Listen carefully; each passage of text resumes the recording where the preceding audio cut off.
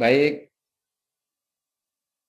pada pertemuan sebelumnya kita sudah bahas tentang capaian pembelajaran, kemudian elemen-elemen di dalam pembelajaran IPA menggunakan kurikulum Merdeka Belajar ya.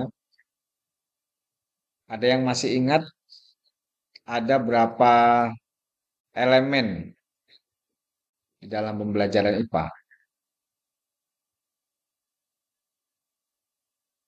Kedua, Pak. Ya, Yang pertama itu pemahaman IPA, yang dua keterampilan proses. ya baik, benar ya. Jadi ada dua elemen dalam pembelajaran IPA, ada pemahaman IPA yang merujuk pada penguasaan konten ya. Kemudian satu lagi ada keterampilan proses yang merujuk pada penguasaan keterampilan proses ya, inquiry ilmiah. Sehingga capaian pembelajaran juga dipecah-pecah ke dalam elemen-elemen itu. Ada CP-CP yang ditempatkan pada pemahaman IPA dan ada CP yang ditempatkan pada elemen keterampilan proses ya. Nah, tentu saja dari namanya aja sudah kelihatan kalau pemahaman IPA itu lebih mengarah pada aspek hasil belajar kognitif, sedangkan pada elemen keterampilan proses lebih menitik beratkan pada capaian pembelajaran hasil belajar psikomotor keterampilan gitu ya. Tentu saja di dalam proses inquiry itu akan terjadi eh, apa pelibatan 4C ya. Critical thinking, creative thinking atau creativity, collaboration, and communication. Jadi melakukan kerja tim ya, melakukan inquiry, pendidikan ilmiah dalam rangka mengkonstruksi pengetahuan, ya, memperoleh pengalaman bermakna gitu. Dan kemarin juga sudah disampaikan salah satu makna merdeka belajar dalam hal ini untuk guru ya. Jadi guru itu bisa menyusun materi-materi, batasan materi pada kelas satu, kelas 2, kelas 3. Yang penting di akhir fase D ini siswa dapat menguasai capaian pembelajaran akhirnya gitu ya. Jadi agar tidak tumpang tindih maka tim guru di sekolah tersebut untuk kelas satu, kelas 2, kelas 3 harus melakukan brainstorming ya, curah pendapat, diskusi untuk menyemakati kira-kira batasan yang paling sesuai untuk kelas satu apa kontennya, kemudian kelas 2 apa, kelas 3 apa, untuk memastikan bahwa tidak ada yang tumpang tindih. Nah, selain itu sebelum Anda membuat peta sebaran konten itu juga guru-guru SMP harus juga memahami apa CP-CP pada fase sebelumnya dan fase sesudahnya. Jadi harus tahu juga CP-CP pada fase di bawah D, A, B, C ya. Itu berarti di SD ya. Kemudian EF itu di SMA. Sehingga pandangannya bisa lebih komprehensif gitu. Bahkan di awal pembelajaran juga guru harus melakukan semacam diagnostik ya. Apakah CP sebelumnya pada level sebelumnya, misalkan Anda baru mengajar kelas 1 SMP, maka untuk memastikan apakah CP pada materi IPA di SD itu sudah dikuasai gitu ya. Paling tidak memberikan pertanyaan-pertanyaan di awal ya. Gitu ya. Pada hari ini kita akan lanjutkan materi kita. Kita akan coba melihat eh, bagaimana cara membuat alur dan tujuan pembelajaran ATP ya. Kalau kita baca di dokumen yang kemarin kita pelajari, sebenarnya guru itu tidak wajib di dalam perangkat pembelajarannya, di dalam modul ajarnya itu membuat ATP gitu ya. Secara individu-individu. Nah, ini hendaknya dibuat dengan tim ya, tim guru di sekolah. Sekali lagi, agar memastikan bahwa capaian pembelajaran yang telah disebar di dalam elemen-elemen pembelajaran IPA tadi itu tercapai. Jadi dengan ATP itu udah jelas bahwa misal materi hari ini adalah tentang pencemaran lingkungan misalkan ya. Nah, maka apa sih kegiatan yang harus dilakukan? Alurnya itu bagaimana? Setelah kita tahu tujuan pembelajarannya ini, tujuan kognitifnya ini, tujuan keterampilannya ini gitu ya, afeksinya ini, maka bagaimana alur tujuannya, alur capaiannya, kegiatannya apa saja agar memang secara rasional ya, dan apa ya, mudah untuk dicapai, ya, mudah untuk dilaksanakan gitu. Maka dibuatlah namanya alur tujuan pembelajaran. Nah, pada hari ini kita akan coba melihat contoh dokumen yang dibuat oleh salah satu guru. Nama gurunya adalah ini di SMP Negeri 3 Tinombo Selatan ini. Ini saya ambil dari internet nih ya, salah satu contoh dari ATP yang saya pikir bisa dijadikan sebagai contoh awal untuk kita belajar. Kemudian mata pelajarannya IPA fase D kelas 7 semester 1 dan 2 ya. Jadi selama setahun ini. Oke. Nah, di awalnya ada identitas sekolah ini, mata pelajarannya apa, satuan pendidikannya apa, kelas berapa, fasenya berapa. Kemudian ada rasional mata pelajaran IPA. Itu seperti yang di dokumen kemarin kan ada rasionalnya. Ya. Bahwa IPA itu hakikatnya dibangun dari aspek proses, produk, dan aplikasi serta sikap ya, sikap ilmiah yang tidak bisa dipisah-pisah. Dan ini sebagai landasan dasar bagi pengembangan elemen tadi ya. Ada elemen pengetahuan, pemahaman IPA dan elemen keterampilan proses. Dasarnya itu ya, merujuk pada rasional mata pelajaran IPA, merujuk pada hakikat IPA itu sendiri. Kemudian juga di sini digambarkan ada overview terkait dengan profil pelajar Pancasila. Yang kemarin ada berapa ya? Ada 6 atau 7 profil ya yang harus dikembangkan dalam setiap mapel sebagai penciri karakter dari siswa Indonesia.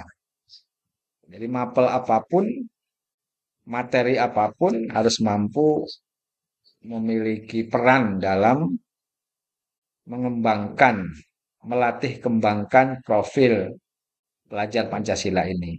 Sehingga diharapkan siswa-siswa kita ini ke depan akan menjadi manusia yang memiliki sikap sosial, sikap spiritual, kecintaan terhadap tanah air, menghargai keberagaman, toleransi, dan seterusnya gitu ya.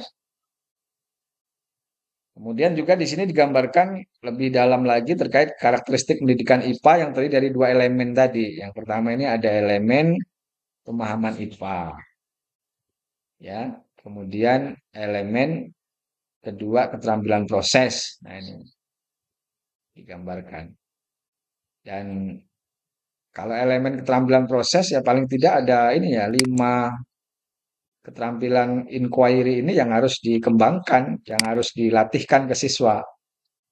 Mulai dari mengamati, mengobservasi, gitu ya, mempertanyakan, membuat pertanyaan rumusan-rumusan masalah gitu ya. Bertanya. Kemudian setelah ketemu permasalahannya, sebelum melakukan investigasi, penyelidikan harus mencoba membiasakan diri membuat prediksi. Bukan sekedar prediksi, tentu harus membaca pengetahuan dulu ya, membaca knowledge dulu, membaca buku, membaca laporan, membaca tulisan agar bisa memprediksi. Nah, sebenarnya tujuan memprediksi itu. Jadi dalam melakukan investigasi apapun, penyelidikan apapun, kita tuh harus punya pemahaman pengetahuan dulu gitu ya.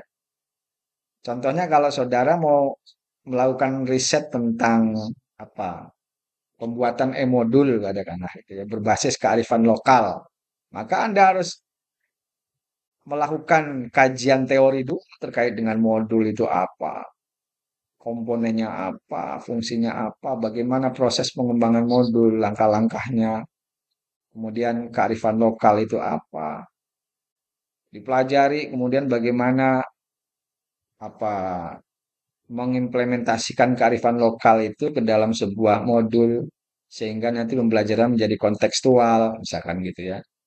Lalu kearifan lokal yang diangkatnya apa relate-nya dengan materi. Nah, semua itu harus dipelajari dulu ya.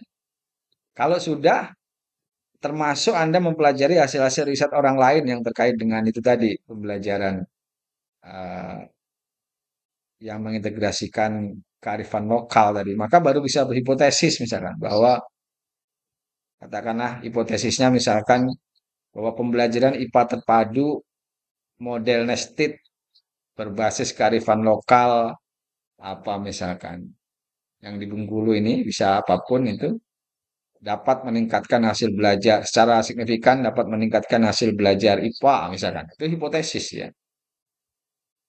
Nah, di dalam sebuah fenomena juga begitu. Setelah Anda mengobservasi, kemudian dari observasi itu banyak muncul pertanyaan-pertanyaan, maka Anda coba menjawab, membuat jawaban dulu dari pertanyaan itu sebelum Anda melakukan riset, penyelidikan, percobaan, pengukuran, ya, pengamatan, nah gitu. Dan tujuan dari kegiatan itu sebenarnya untuk membuktikan apakah prediksinya benar atau tidak. Kalau benar ya bagus, kalau tidak benar ya tidak masalah gitu ya. Berarti ada hal-hal yang harus diluruskan. Kemudian merencanakan dan melakukan pendidikan. Nah ini, nah setelah ada rumusan masalah, tentu rumusan masalah itu sebagai dasar tujuan ya. Pertanyaan yang harus dijawab berdasarkan data hasil penyelidikan yang mudah dipandu dengan prediksi tadi. Ya, benar kan nanti prediksinya. Lalu menentukan dan melakukan penyelidikan, ya, merencanakan, mendesain dulu kira-kira alatnya apa, bahannya apa, bagaimana langkah kerjanya, pembagian kerjanya. Kalau dengan project based learning, maka harus mengikuti sintak-sintak itu gitu ya. Lalu baru melakukan penyelidikan. Ya. Setelah dapat data-data, dapat informasi, nah baru kemudian diorganize, lalu diproses, dianalisis, ya. Kemudian melakukan evaluasi, refleksi, buat kesimpulan, mengkomunikasikan hasil. Nah, ini yang diharapkan ya paling tidak ada ini indikator-indikator keterampilan proses yang harus dilatihkan. Ya. Nah, kalau kita melihat ini kan sebenarnya masih relevan sekali ya di dalam pembelajaran IPA SMP itu seperti sebelumnya penekanannya pada problem based learning, PJBL, inquiry learning, guided inquiry learning, discovery learning ya. Model-model yang memang memberikan pengalaman bermakna bisa melakukan ini. Baik, sejauh ini ada yang mau ditanyain?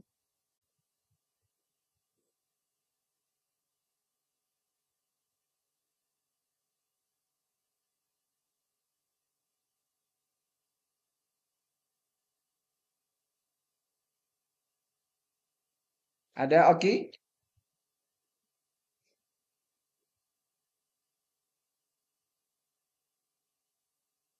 Belum, Bapak.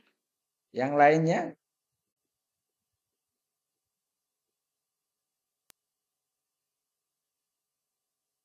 Izin Pak, Belum, Pak. Ya, boleh silakan duluan. Siapa tadi? Ini tadi kan Pak yang tadi itu membahas keterampilan sains. Nah, keterampilan sains di sini itu menurut AS dan diadopsi dari Murdoch 2015. Itu tuh kita harus mengikuti yang menurut AS ini atau ada yang lain juga itu Pak?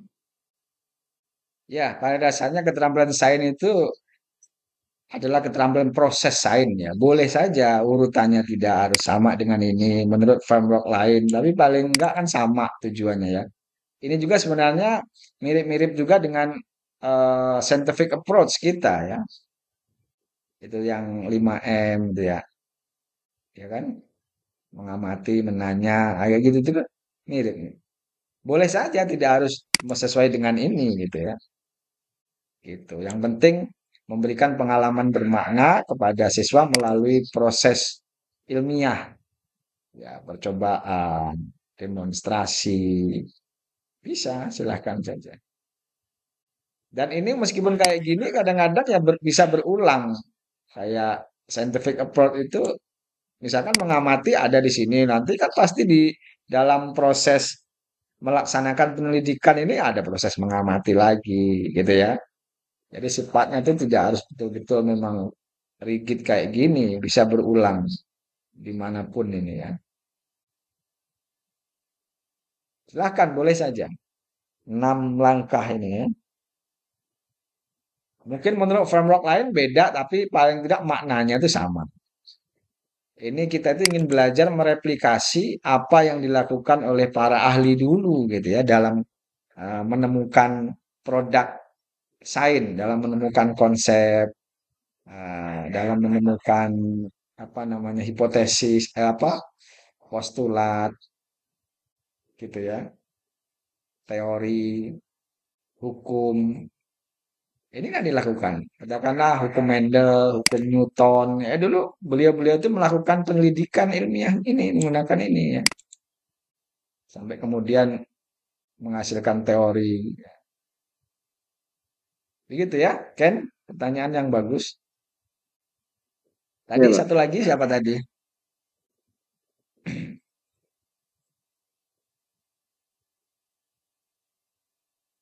Izin, Mbak. Ya, silakan. Ikro. Nah, kan di sini kan kalau menurut As dan Murdut nih mungkin langsung melanjut pertanyaan ke Ken tadi nih, Pak. Nah, jadi di sini kan ada 6 nih, Pak, minimal yang harus dimiliki oleh peserta didik mengenai keterampilan saja. Kalau misal nih, Pak, ada dari satu ini yang tidak memenuhi, gitu, Pak. Apakah masih bisa dimaklumi? Tapi di sini kan emang udah tertera jelas untuk kata minimalnya seperti itu, Pak. Dari Ya, keterampilan saja. Ya. baik. Ya kadang-kadang tidak kompatibel untuk semua materi ya sebenarnya. Harus selalu 6 gitu ya. Ya enggak harus ya. Yang penting ada proses-proses ini gitu. Kadang-kadang ada materi tertentu yang mungkin tidak bisa 6, barangkali hanya 5 gitu. Ya nggak masalah ya. Kadang-kadang juga Oke. mungkin materinya tidak terlalu mendalam sehingga tidak penyelidikan ilmiahnya itu tidak terlalu mendalam. Mungkin ada fase atau langkah ini yang ditinggalkan karena dirasa tidak harus. Misalkan contohnya kayak misalkan Anda tidak ada proses apa di sini, kira-kira. Misalkan mengkomunikasikan hasilnya tidak harus dengan presentasi di depan kelas, tetapi dengan menulis laporan saja. Itu udah juga termasuk aktivitas mengkomunikasikan hasil gitu ya. Tapi kalau waktunya masih cukup, kita coba untuk mempresentasikan di depan kelas, kemudian yang lain menanggapi. Yang akhirnya terjadi diskusi kelas gitu ya. Contohnya begitu.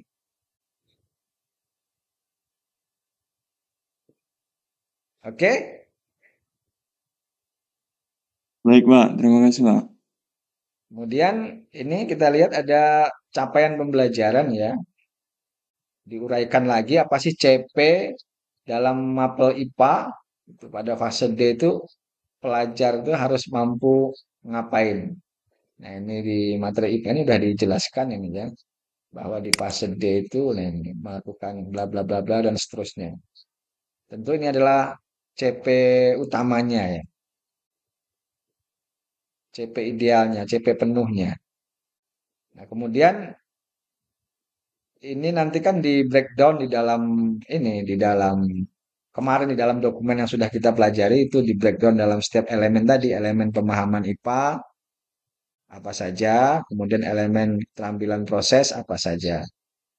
Nah, kemudian dari breakdown itu kita bisa melihat sebenarnya materi-materi atau konten-konten yang dipelajari pada fase D itu apa saja.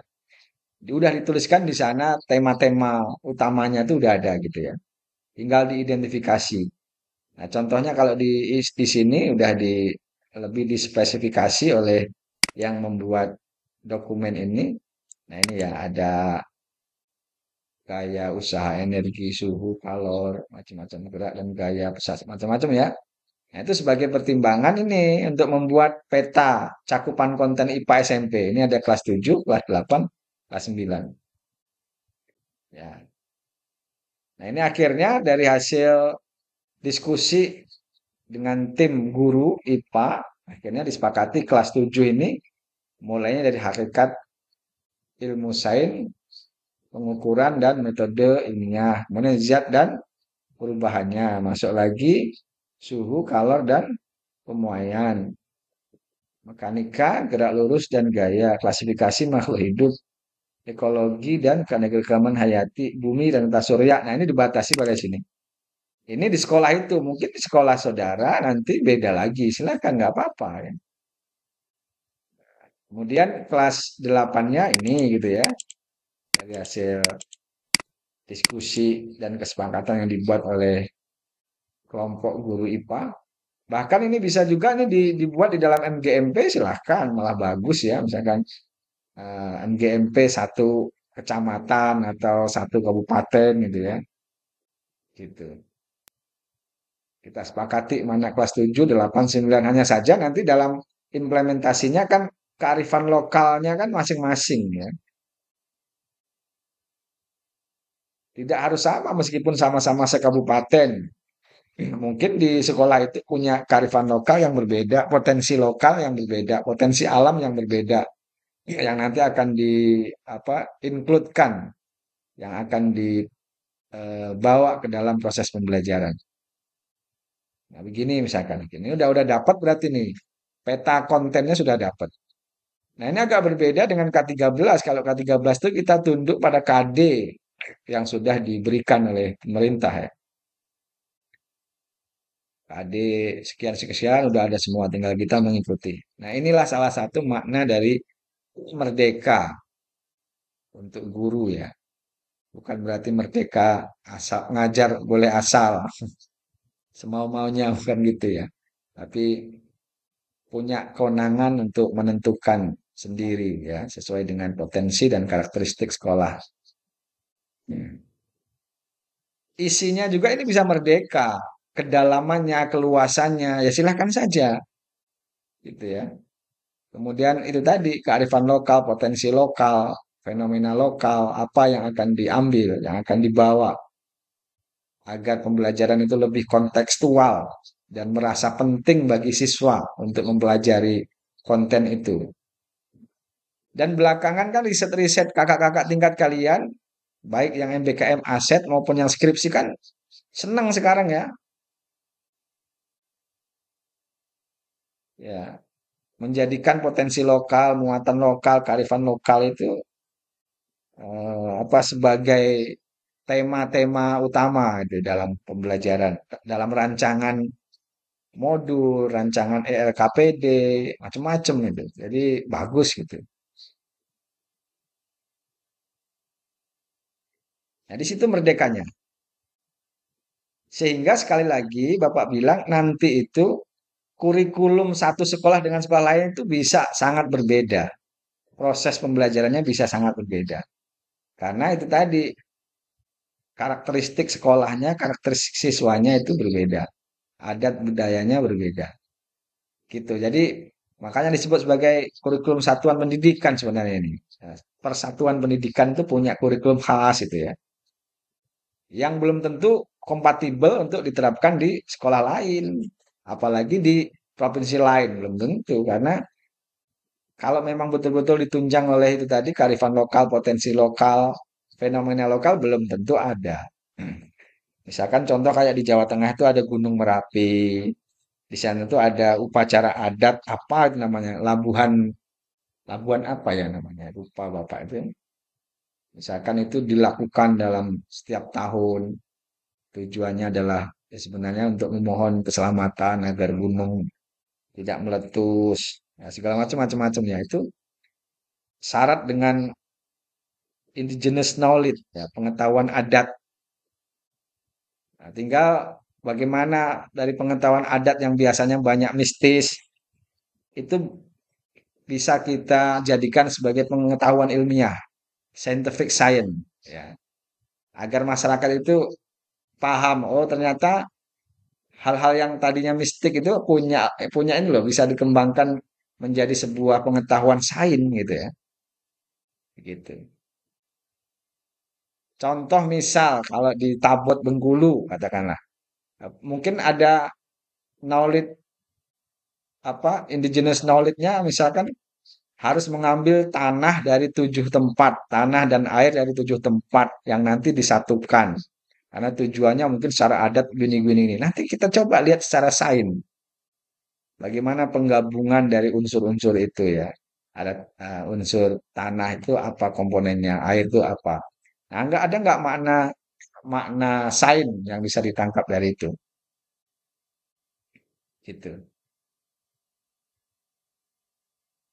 Atau orang saat membuat gula ini yang sering Bapak omong gula aren.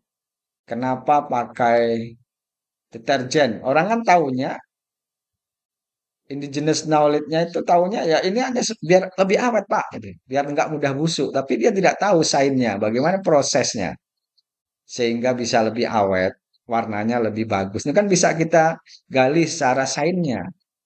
Apa kandungan gula aren itu, nira itu apa?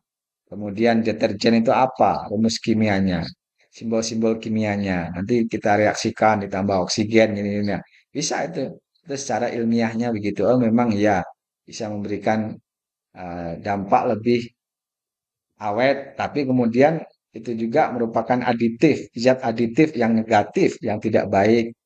Nah itu, jadi di dalam indigenous knowledge itu kita kembangkan agar nanti bisa menjadi pengetahuan sains yang benar, lurus gitu ya. Kalau yang tadinya belum lengkap, apa yang dimiliki oleh masyarakat, kadang-kadang masyarakat itu ya punya pengetahuan sains tapi terbatas gitu. Kayak tadi itu, nira saat membuat gula itu kenapa diambil di pagi hari? Pengetahuan sainsnya mungkin Pak kalau di pagi hari itu masih banyak airnya mungkin ya karena eh, masih pagi belum banyak penguapan, nah misal begitu ya. Itu pengetahuan sains yang terbatas, pengetahuan sains lokal.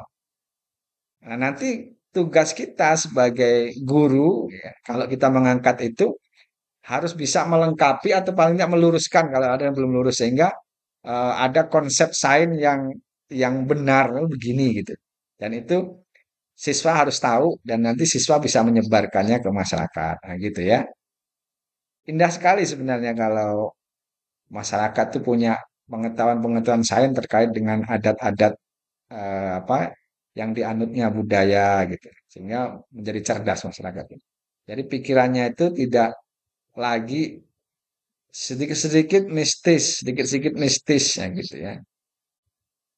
Tapi udah mulai bernalar secara logis dan rasional. Ada yang mau ditanyain?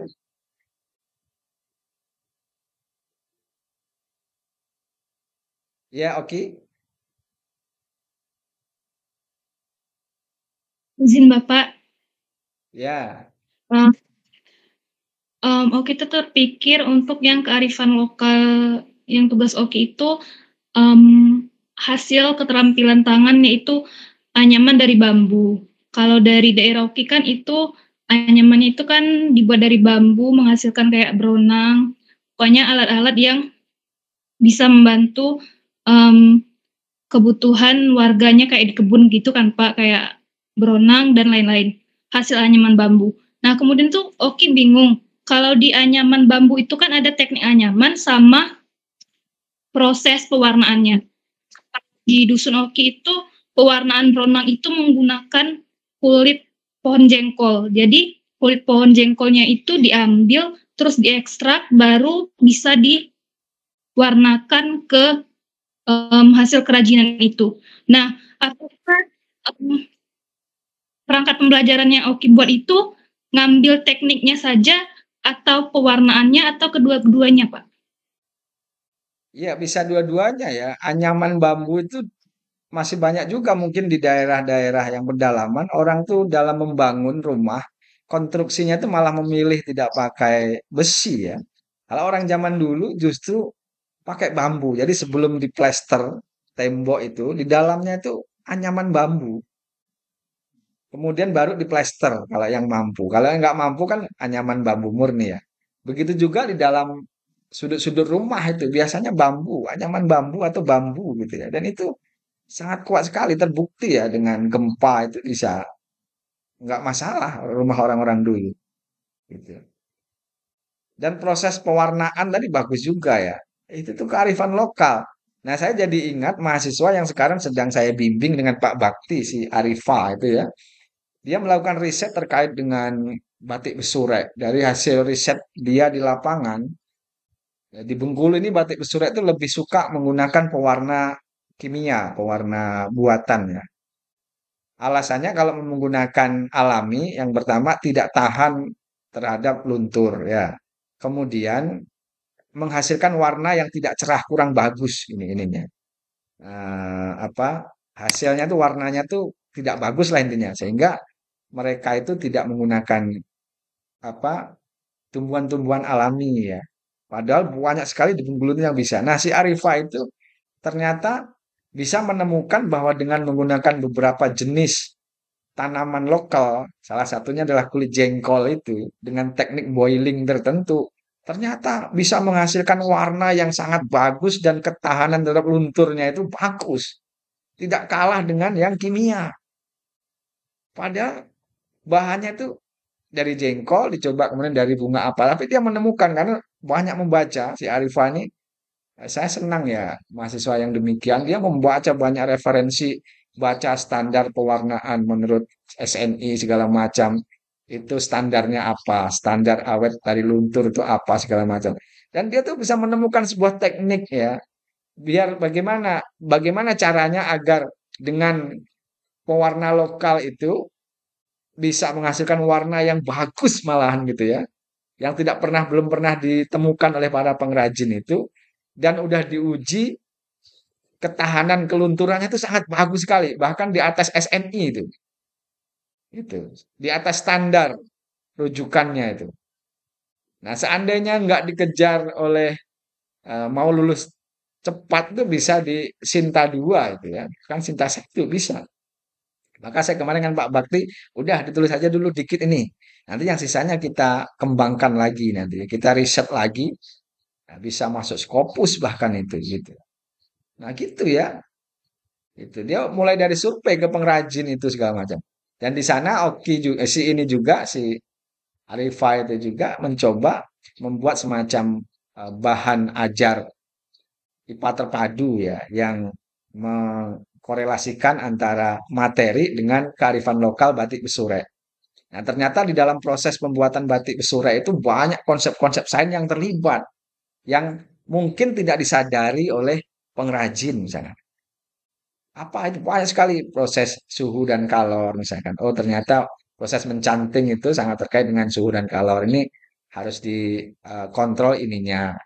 Misalkan pemanasannya itu terjadi secara apa? Radiasi atau konduksi, macam-macam banyak. Ternyata setelah diidentifikasi banyak sekali konsep-konsep sains yang terlibat di dalam proses pembuatan batik. Sampai ke proses pewarnaannya itu boilingnya macam-macam. Dan itu kalau diangkat di dalam sebuah tema pembelajaran di sekolah, wah itu menarik sekali. Jadi siswa bisa mencintai budayanya, kearifan lokalnya batik besurek, dan wawasan atau knowledge-nya, konten knowledge-nya tentang keipaannya itu dapat. Apa nggak keren deh Oki coba? Keren kan ya? Nah Oki juga begitu, coba dicari kearifan lokal tuh, gitu ya, di daerah. Jadi gini Pak, kalau yang tekniknya saja itu kan berbeda kan Pak dari materi IPA-nya. Kalau dari pewarnaan juga beda. Maksudnya tuh kalau teknik itu masuk di klasifikasi materi dan perubahannya. Kalau mengkaji zat warnanya saja yang dari hasil kerajinan bambu itu tadi, kalau zat warnanya itu masuk di sifat dan perubahan zat di materi SMP kelas 7. Nah itu kan Pak beda babnya kan Bapak. Berarti itu digabung atau dipisah atau bagaimana Pak? Ya, itulah gunanya IPA terpadu. bisa memadukan dari dua kompetensi. Kalau dulu di K13 memadukan antar KD. Misalkan sekarang Oki ngajar di kelas 8, ternyata ada KD yang punya irisan dengan yang udah kelas 1, bahkan yang belum nanti di kelas 3 itu bisa digabungkan. Yang di dalamnya menjadikan kearifan lokal itu sebagai payung ya, sebagai tema utama. Gitu, justru itulah IPA terpadu itu yang diharapkan. Dengan adanya banyak irisan, oh ternyata dengan pembuatan Bronang ini, pemanfaatan mulai dari pewarnaan segala macam, penganyaman itu terkait dengan CP kalau kalau dalam MBKM nih ya. CP itu, CP itu, CP itu. Nah, itulah yang dijadikan keterpaduan. Nah, gitu. Dipanggil, irisan-irisannya dipanggil lagi. Gitu. Sama lah dengan ya, Arifah itu. Dia ada konsep tentang itu tadi tuh. Pewarnaan itu, kemudian ada suhu dan kalor. Kemudian dengan kearifan lokal. Jadi ada beberapa yang bisa dipanggil CP-CP itu. Gitu. Atau KD-KD. Nah, itulah hakikat dari IPA terpadu itu di situ seninya. Justru itu bagus itu.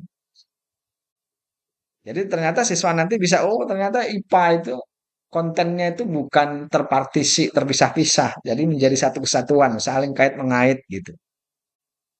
Mengingatkan kembali apa yang sudah dipelajari, bahkan apa yang belum dipelajari itu udah dikaitkan. Bisa. Jadi dengan 10 model Fogarty itu, nah mana yang paling cocok? Makanya harus kuat juga itu mempelajari, oh ciri dari IPA terpadu 10 model keterpaduan itu yang mana? Gitu ya. Kalau dulu yang dipadukan KD ini, KD ini, KD ini karena di Merdeka Belajar nih CP ini, CP ini, CP ini, gitu. CP elemen ini, CP elemen ini, gitu. Dan kearifan lokal ini, potensi lokal ini, fenomena lokal ini. Nanti ketemu irisannya tuh, di mana irisannya itu? Apa di sana yang terkait masing-masing CP itu? Begitu. Oke. Oke, Bapak lanjutkan ya. Ini memang menarik ya. Terima kasih saudara sudah banyak pertanyaan itu menunjukkan bahwa saudara itu paham gitu ya, calon-calon guru yang baik, yang unggul ya. Nah, ini contoh nih, misal diambil satu bab tentang ini. Nah, ini tadi ya, ini kan udah dipetakan cakupan kontennya. Lalu kemudian kita akan coba melihat contoh alur tujuan pembelajaran ATP-nya. Untuk bab 1 hakikat ilmu, sains dan metode ilmiah. Nah, ini dibagi menjadi gini alurnya. Pertama A, B, C, D, E. Nah, ya, A, B, C, D, E ditambah ini. Ya, ini A. Misalkan A-nya apa alurnya? Ini berbicara tentang penjelasan konten ini ya. Apa itu sains, nah seterusnya.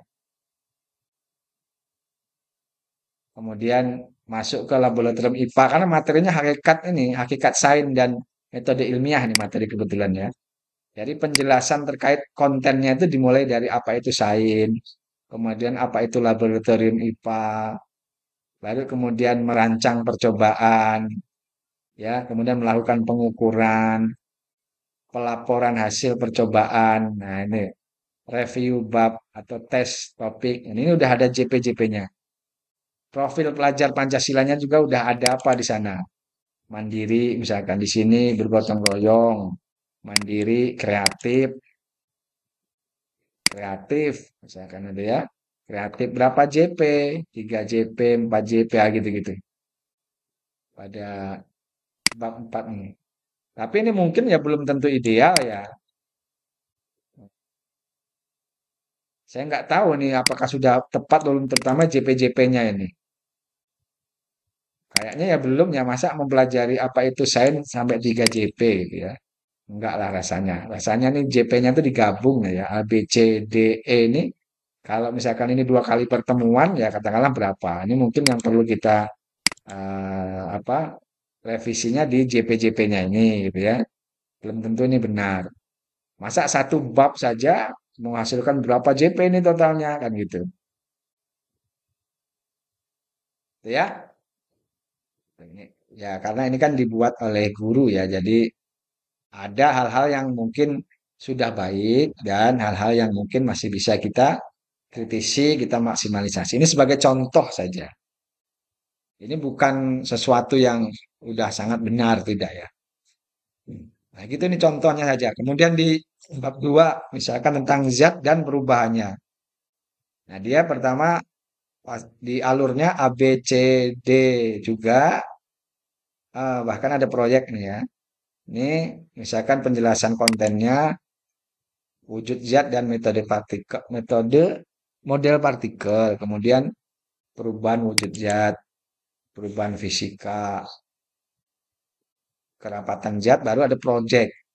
Nah, merancang percobaan untuk menyelidiki faktor yang mempengaruhi waktu melelehnya es, mengumpulkan data dalam percobaan, menulis laporan percobaan. Nah, ini kita bisa melihat ya, antara bab 1 bab 2 bedanya. Kalau bab 1 ini dia siswanya diajak melakukan percobaan itu di jam itu gitu ya. Merancang percobaan. Nah, sementara yang bab 2 ini dengan metode project ya. Model PJBL, project based learning. Jadi proses pembelajaran di kelas itu mempelajari konsepnya secara luas, kemudian baru diarahkan untuk PJBL tahap-tahap awal lah. Misalkan pertanyaan mendasar, pertanyaannya apa, kemudian eh, tujuannya apa, baru kemudian pelaksanaannya menggunakan project di luar kelas, gitu ya. Jadi semua ini tentu saja akan bisa memenuhi elemen tadi, elemen pemahaman IPA dan elemen keterampilan proses. Sama di bab 1 tadi itu mengandung elemen pemahaman IPA dan keterampilan proses. Gitu ya. Kemudian profil pelajar Pancasilanya juga terasa. Ada gotong royong, mandiri, kreatif, menghargai keberagaman, kerjasama. Nah itu ya. Ada. Nah, intinya itu jadi digambarkan semua itu. Setiap bab digambarkan. ATP-nya alurnya juga di ini kan. Maksud saya alurnya itu digambarkan, ditulis dengan jelas ya. Sehingga nanti itu guru tinggal mengikuti alur ini. Ya lebih detailnya lagi nanti dikembangkan dalam RPP ya. Gitu. Makanya dibilang ATP ini tidak kerjaan per individu guru. Per individu boleh saja tidak punya ATP, tapi setidaknya di sekolah itu punya dokumen ATP gitu. Yang dibuat oleh guru bareng-bareng. Gitu ya. Oh begitu. Ya. Sehingga ini juga kalau saya lihat ATP ini nanti bisa sebagai dasar pengembangan RPP juga ya, karena di sini sudah ada langkah-langkahnya. Kalau mau saya menjelaskan kontennya, pemahaman IPA, urutannya itu yang mana dulu sih untuk bab ini? Gitu. Tentu Anda membuat urutan ini kan tidak asal-asalan. Anda sebagai guru udah tahu, oh ya, bahwa untuk bisa memahami konten ini, konten knowledge ini, maka harus memahami dulu yang ini, gitu ya. Baru memahami ini. Dan kemarin ada pertanyaan yang bagus, ternyata nggak sesuai dengan buku panduan, pegangan. Ya, mungkin buku pegangan itu tidak guru yang bersangkutan yang buat. Ya boleh saja, tidak masalah. Jadi buku panduan itu sifatnya mengambil konten yang sesuai saja. Tidak harus mengikuti urutannya seperti di buku itu, gitu ya. Gitu. Dan seterusnya. Sampai semua materi, gitu ya. Untuk kelas berapa ini tadi? Ini contoh HTP kelas berapa? 7 tadi ya? Kelas 7. Coba saya lihat ke atas. Kelas 7 nih ya, untuk ATP kelas 7 ya. Jadi yang dituliskan ini tadi, yang dijabarkan ini adalah ATP untuk kelas 7 ya. Nah, begitu kira-kira. Nah, silahkan nanti Anda download. Saya yakin sudah punya ya contoh modul ajar IPA. Nanti boleh kita minggu depan coba kita review. Kita cari salah satu contoh modul ajar. Lalu kita lihat bagaimana strukturnya. Ya, mulai dari identitas, kemudian ada di sana juga CP, ada profil pelajar Pancasila dan seterusnya. Sehingga kita bisa agak paham, bahkan harus sangat paham di mana bedanya dengan perangkat pembelajaran K13. Apa yang beda hanya cara penulisannya aja, sementara sebenarnya konsep dasarnya atau makna di balik itu ya sama saja gitu. Nanti bisa kita identifikasi. Baik, di sisa waktu ini kita buka diskusi, boleh berupa pertanyaan, tanggapan, penyampaian pengalaman, dan seterusnya.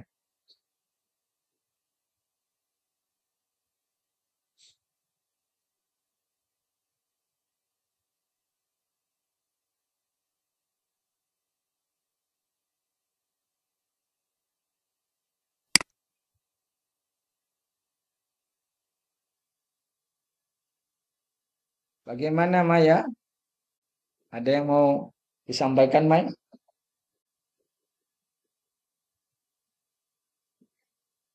Belum, Pak. Ya, kemarin Maya udah sempat ini ya, berdiskusi dengan Bapak kemarin ya. Dan Maya juga Iya, Pak. tertarik untuk melakukan riset, memadukan, mengintegrasikan potensi lokal, muatan lokal atau kearifan lokal di dalam konten keipaan ya. Mungkin nanti kita ramu sehingga menjadi sebuah produk pembelajaran yang menarik gitu ya. Pembelajaran IPA terpadu, entah modelnya apa nanti ya, silakan. Iya, Pak. Yang penting diawali dengan sebuah analisis kira-kira di dalam potensi kearifan budaya adat itu tuh banyak konsep sains yang bisa digali nggak, banyak terkorelasi dengan materi nggak, gitu ya. Contoh jelasnya si Arifiah tadi ya sudah Bapak sampaikan tadi ya. Dan itu menurut saya temuan yang sangat bermakna, yang aplikatif. Itu nanti bisa dipakai langsung di dunia industri. Gitu ya. Bahkan itu bisa diciptakan gitu ya temuannya ya. Karena sejauh ini memang belum ada batik besurat yang menggunakan bahan pewarna alami. Masih jarang ya. Semuanya memilih kimia karena lebih mudah, praktis dan tahan luntur. Gitu ya. Tahan cuci. Gitu. Nah, ternyata ditemukanlah apa namanya potensi lokal bahan-bahan alami yang bisa digunakan dan warnanya sangat bagus sekali dan ketahanan kelunturannya itu bagus juga gitu kan.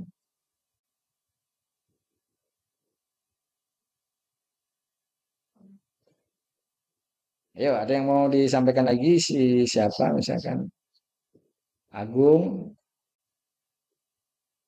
Yukro,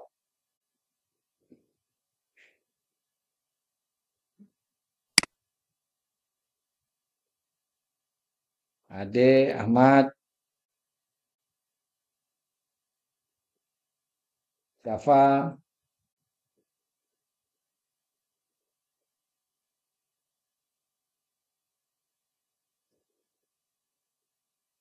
terutama yang dari luar Bengkulu kalau ada, mungkin kita belum begitu mengenal kearifan lokal, potensi lokal di daerahnya, itu bisa diangkat.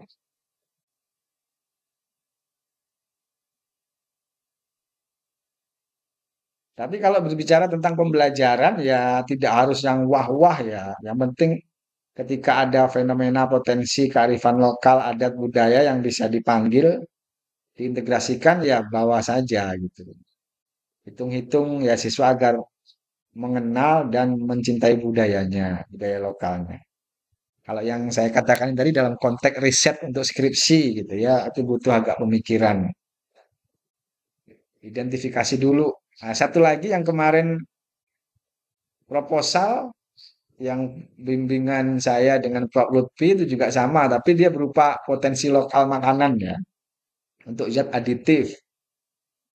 Nah, itu harus digali dulu. Walaupun itu makanan harus terjun langsung ke masyarakat, menggali dulu indigenous knowledge-nya itu, pengetahuan adatnya, nilai, kebiasaan, budayanya apa dari situ gitu ya.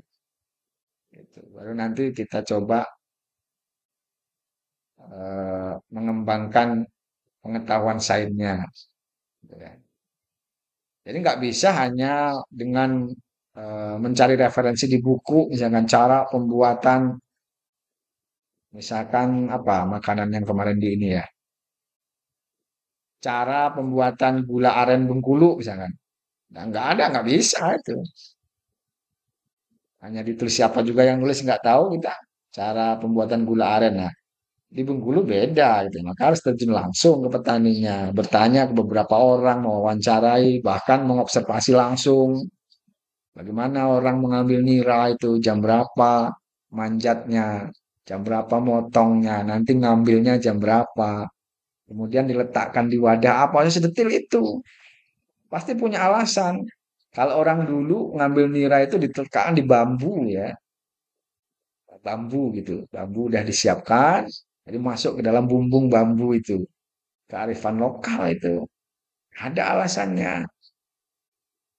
Dan kalau di bambu dulu orang tidak perlu membuat deterjen. Nah sekarang karena orang nggak mau repot dan maunya banyak itu ditaruh di jerigen.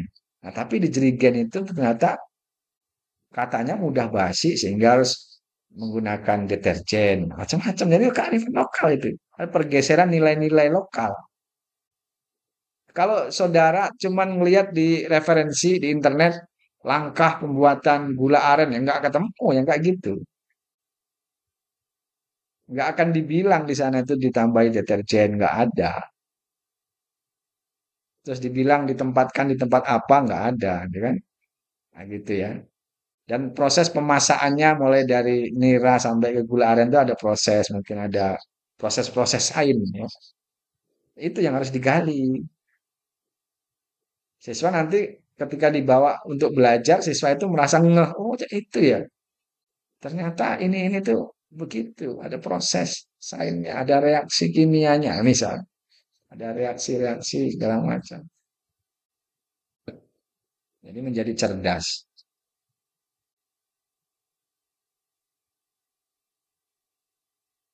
Kelapanya juga milih apakah kelapa yang hijau atau kelapa yang kuning. Nah, gitu ya. Itu ada semua alasan-alasannya. Yang tidak Anda dapatkan kalau Anda tidak observasi langsung, tidak wawancara, gitu ya. Itulah hakikat dari riset itu seperti itu. Gitu ya.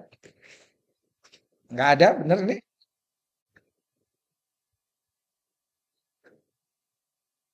Nah, Anda udah semester 6 ya, sebentar lagi udah semester 7 ya. Maka udah harus siap-siap dengan rencana riset.